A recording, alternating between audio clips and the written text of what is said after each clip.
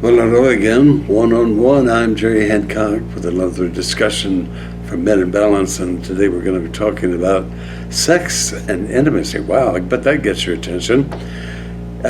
Sex is certainly an important part of our lives as men, and it's something that we probably focus too much on sometimes.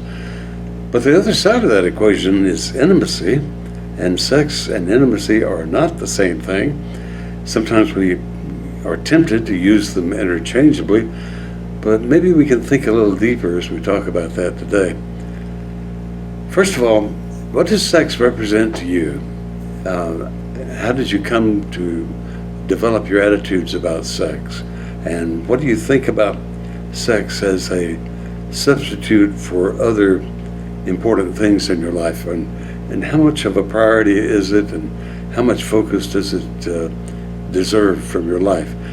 And furthermore, if you think it has an outsized importance in your life, and maybe your partner, wife, doesn't see it that way, what kind of conflicts does that bring about, and how might you resolve those? How might you negotiate something that works for both of you? I mean, all these are questions that really pop up in marriages and in relationships, and I just want you to think about how you view sex and intimacy, and how those things react and interfere or interact with your day-to-day life.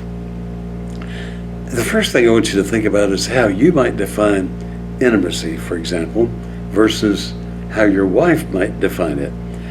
Because this gets to be something that's right at the heart of how we sometimes have conflict with our partners. Maybe your wife has plenty of sexual appetite and you're happy with that. Maybe you wish you had more. The survey we did certainly points out that men certainly want more sex and sexual activity from their wife. But here's the interesting thing: they don't want more conversation with their wife. And for your wife, intimacy revolves around conversation. It involves around getting to know you better, getting to know each other, getting a harmony, a rapport working in the relationship so that you both feel comfortable in it all the time. And this is a relationship that has to sustain you for a lifetime. So unless you choose to get a divorce for some reason, this is going to be the person you spend the rest of your life with, and also the person who knows you better than anybody in the world. So take advantage of that. Don't disregard that, and don't discount it when it comes to the value that that might offer and guidance for your own life. You know, when we ask women to define intimacy, one of the things they said, which I found a little bit surprising at first, they said intimacy is being able to say something to you knowing that you won't use it against me in the future. What does that mean? Well, that means that I might reveal some side of me that's very personal, very vulnerable, and I gotta trust that you're not gonna bring that up and hurt me with it sometime later. Because if you do, I'm gonna shut down and not give it back to you at all. And of course, we can feel the same way toward our partners if they somehow do something that violates a trust or something of that nature. But here's what I want you to be thinking about as we look at this topic of sex and intimacy. As you get older, sex may be less important than it is now. It might not be quite the happy trigger that it is right now. It might not be something that comes as easily to you as it does now. So what are you going to do then?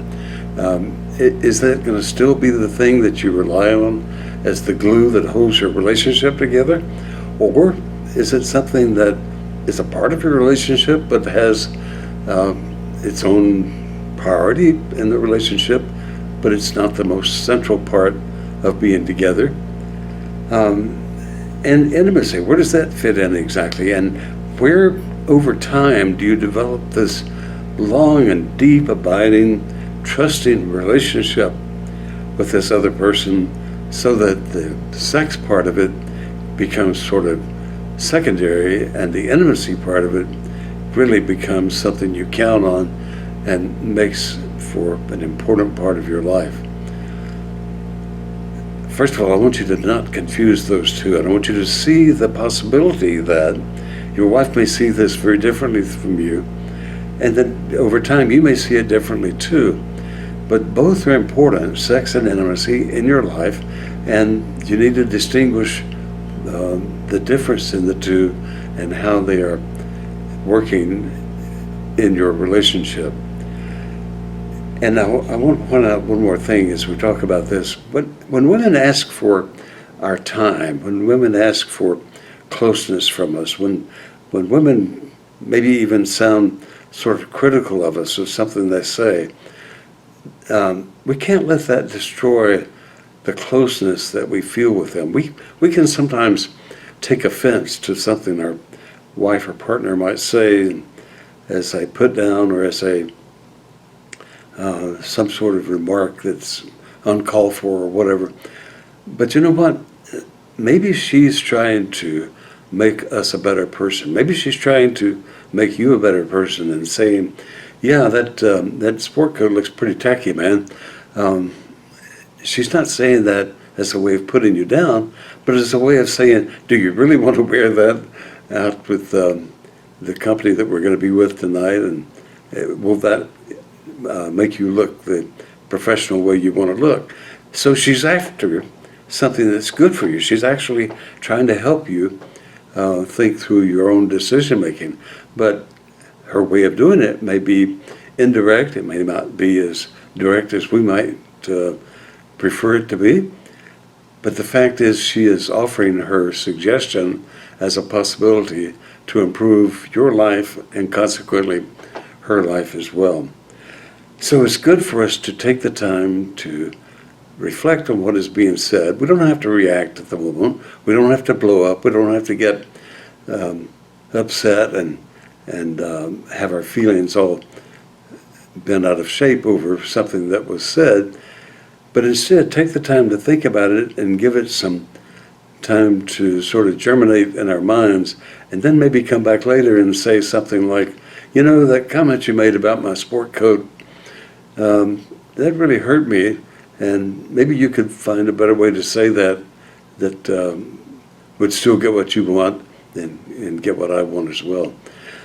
Those are important things to think about as you deal with the whole question of sex and intimacy. Because believe me, if you improve the intimacy, the sex will follow. It's not the other way around, though. You can improve the sex and never have the intimacy. So as you look at things that you might want to modify in your behavior or in your life in general, think about this one area and what you might do to observe your wife's attitudes about this, and to think about how you might share a more common idea of what sex and intimacy represents. Well, anyway, our time is up on that, but I hope maybe you got something out of that. Just keep in mind these one-on-one conversations are, my opinion. Sometimes they come from a lot of hurt and pain and history of my own, but sometimes they come from things I've learned along the way that I just want to share with you, and I hope you find them helpful. And put a note down in the comments. Tell us how you feel about that. If you like what we're saying, subscribe so you'll get new videos. And also go to the website. There's tons of information there about this and other subjects that you'll be interested in. It's meninbalance.org. And also while you're there, go to meninbalance.org/radio and tune into the radio station that's on the air 24/7 that gives you a chance to listen to this kind of stuff while you're working or traveling or whatever else it is that's going on. I'm Jerry Hancock. Thanks for joining me.